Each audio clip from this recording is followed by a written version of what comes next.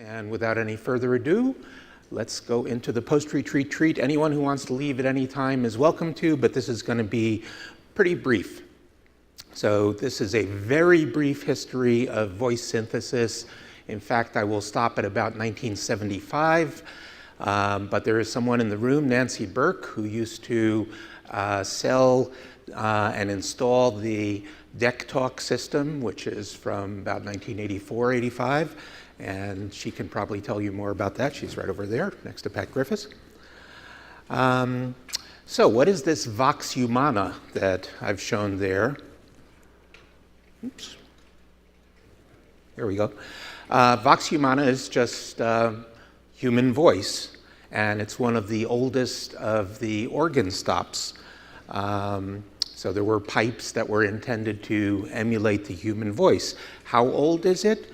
Well, we don't really know, but there were organ-like instruments in the 3rd century BCE, and there were actually programmable automatic instruments in 9th century Baghdad.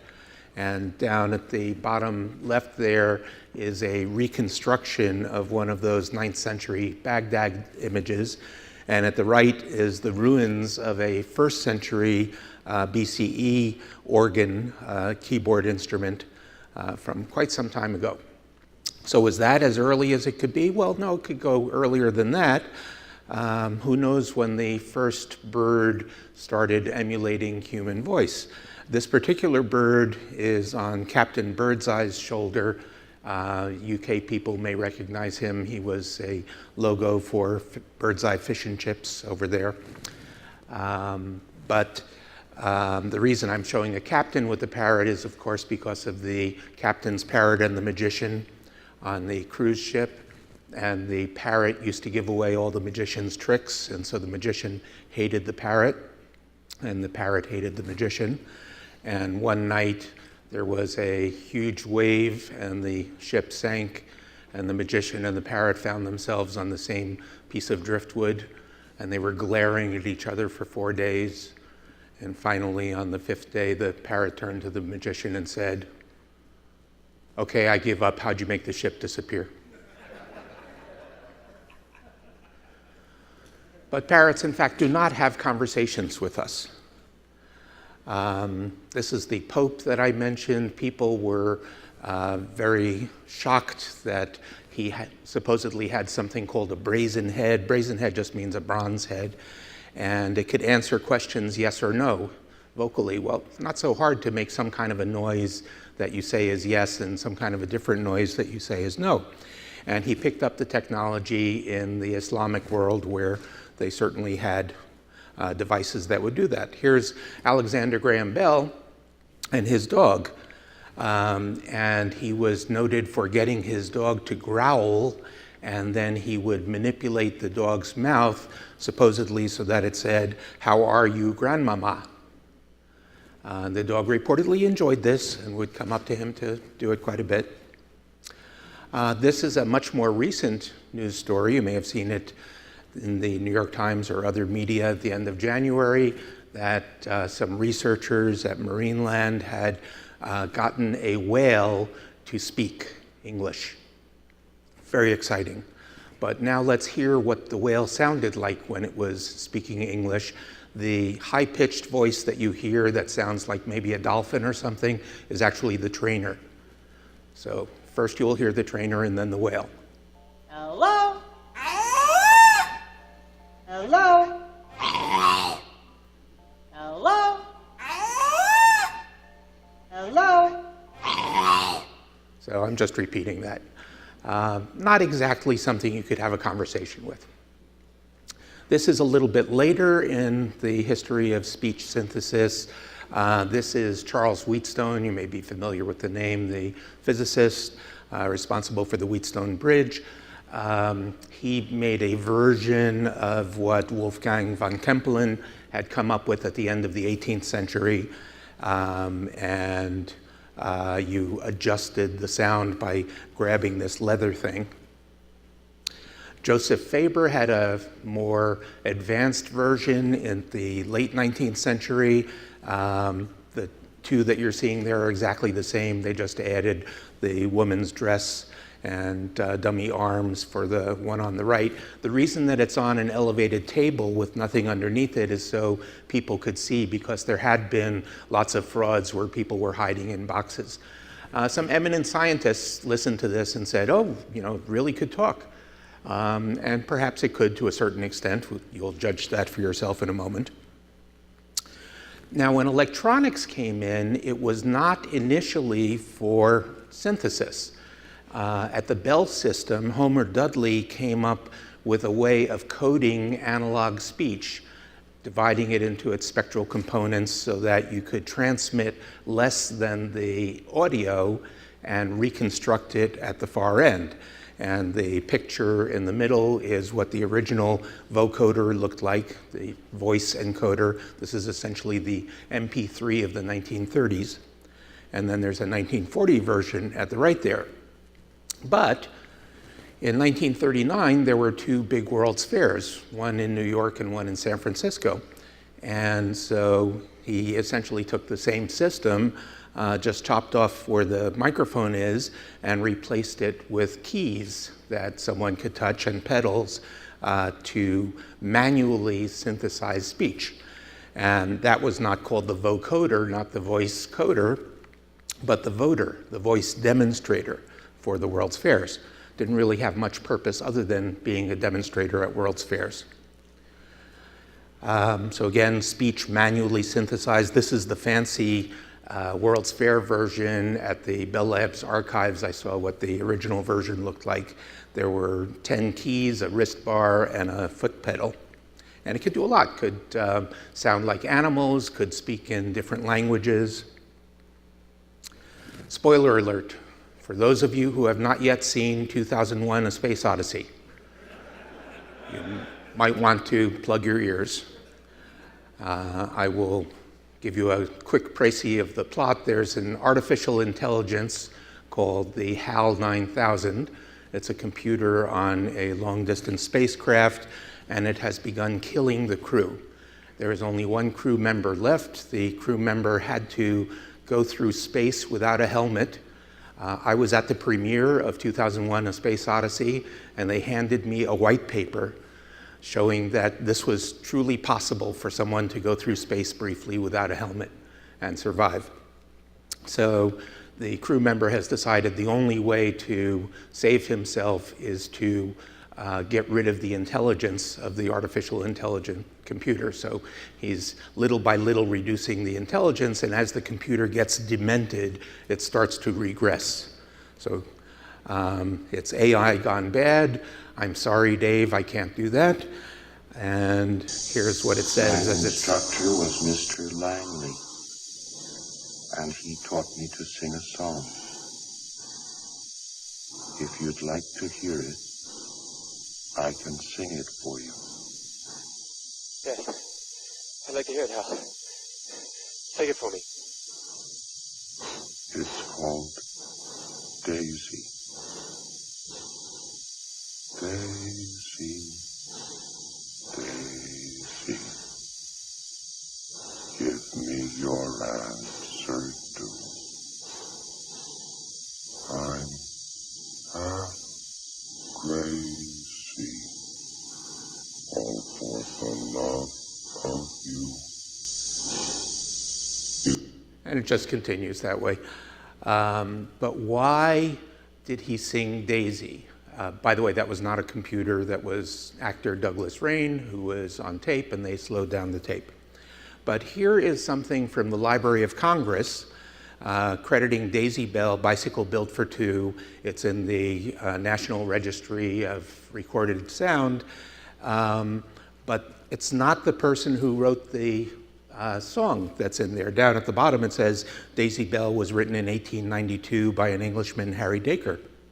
And the people that they're crediting are Max Matthews, John Kelly, and Carol Lochbaum, who all worked at Bell Labs. And what happened was they got a computer to sing a song, and it was Daisy. This is the computer, an IBM 704. It could not output in real time. It took 1 hour to output 17 seconds. And then they sped up the tape afterwards. Daisy, Daisy, give me your answer too. I'm half crazy, all for the love of you.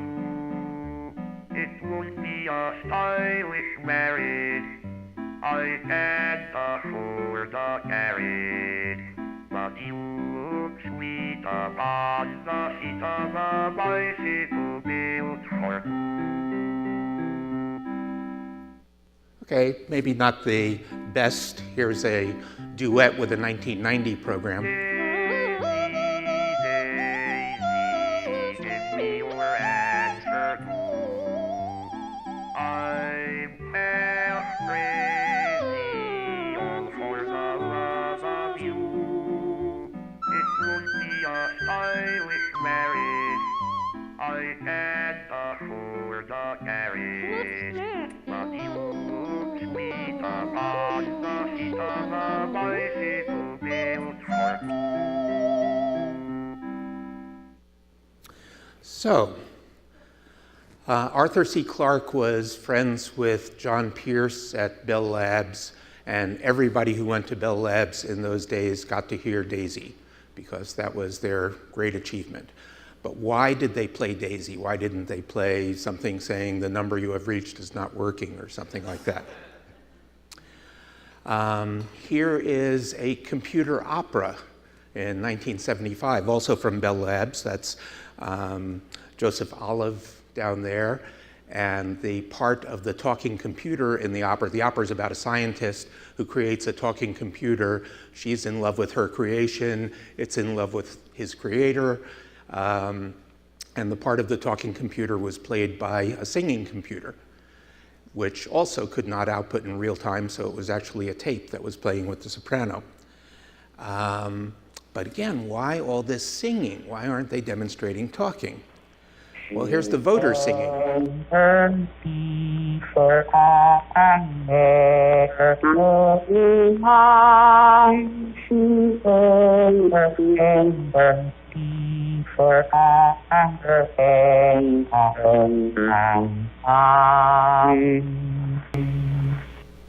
Not terrible, you know, everybody can recognize what the song is. Here is the same device at the same time, 1939, just talking in response to an interviewer's request. Will you please make the voters say for our Eastern listeners, good evening, radio audience? And now for our Western listeners, say, good afternoon, radio audience.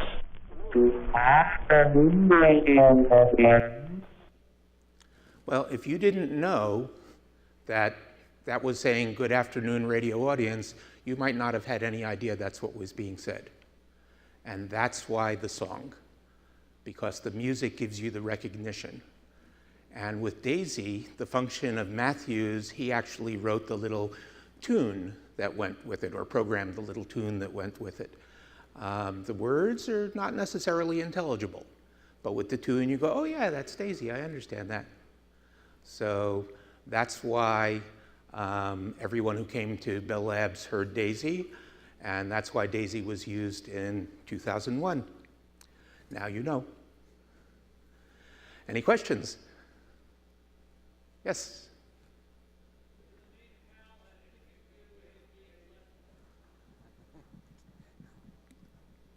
The name HAL have anything to do with being a letter off of IBM? Yes, exactly. It had everything to do with that. Any other questions?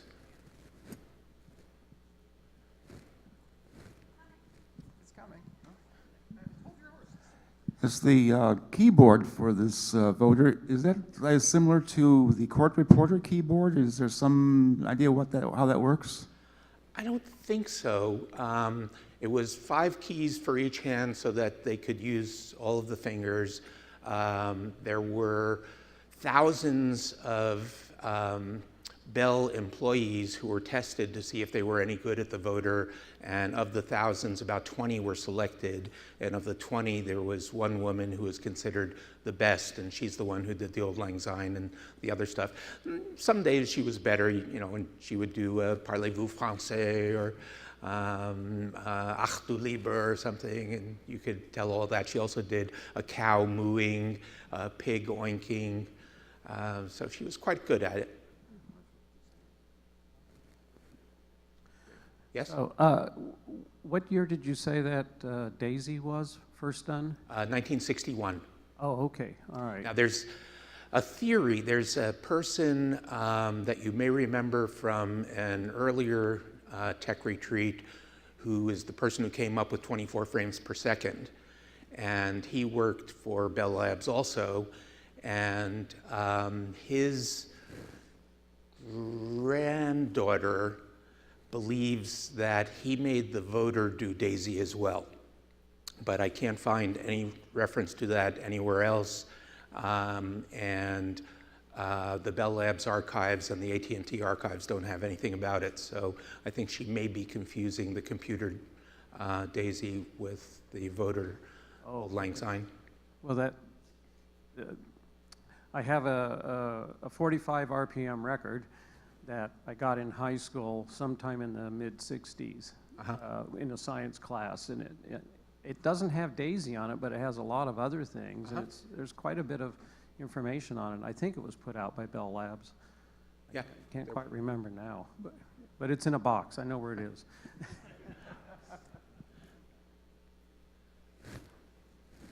Any other questions? Okay, thank you all for coming.